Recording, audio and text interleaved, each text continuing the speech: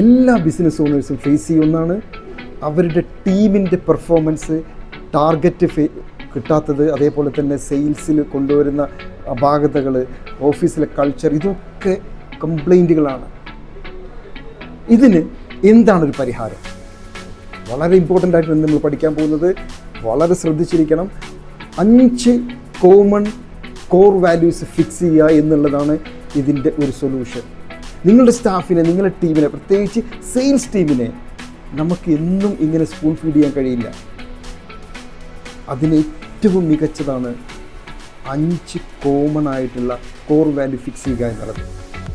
ഇത് നിങ്ങളുടെ സ്ഥാപനത്തിൽ ഒരു സ്ക്രിപ്റ്റായിട്ട് എഴുതി എല്ലാവരുടെ കയ്യിലും, അതേപോലെ തന്നെ നിങ്ങൾ നോട്ടീസ് ബോർഡിൽ വെക്കണം, എല്ലാവരുടെ അടുത്ത് കൊടുക്കണം. എന്തിനാണ് കോർ വാല്യൂ? ഈ കോർ വാല്യൂ അനുസരിച്ചായിരിക്കണം ഈ ബസ്സിൽ അവൻ കയറേണ്ടത്, യാത്ര ചെയ്യേണ്ടത്. അത് ഫോളോ ചെയ്യാത്തവൻ ബസ്സിൽ നിന്ന് ഇറങ്ങിക്കൊള്ളും. ക്ലിയർ ആണല്ലോ? ഇതാണ് ഒരു ബിസിനസ് ഓണർ ആദ്യം ഫിക്സ് ചെയ്യേണ്ടത്. ഇത് മാത്രമാണ്, അല്ലെങ്കിൽ ഇതാണ് ഏറ്റവും മികച്ച പരിഹാരം. ഒന്ന് ചെയ്ത് നോക്കും. എന്തൊക്കെയാണ് കോർ വാല്യൂസ്? ഒന്നാമത്തെ കോർ വാല്യൂ, കസ്റ്റമർ ഫസ്റ്റ്. നമ്മുടെ പ്രൊഡക്റ്റോ സർവീസോ ഒക്കെ നന്നായിട്ട് പ്രൊഡക്റ്റ് നോളജ് ഉണ്ടായിരിക്കണം.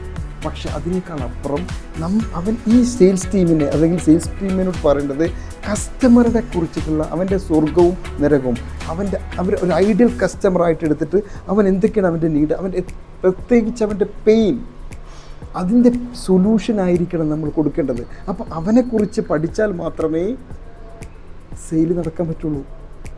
അപ്പോൾ അതിനെന്താ ചെയ്യേണ്ടത്? ആദ്യത്തെ കോർ വാല്യൂ ഫിക്സ് ചെയ്യണം. എന്ത്? Customer first.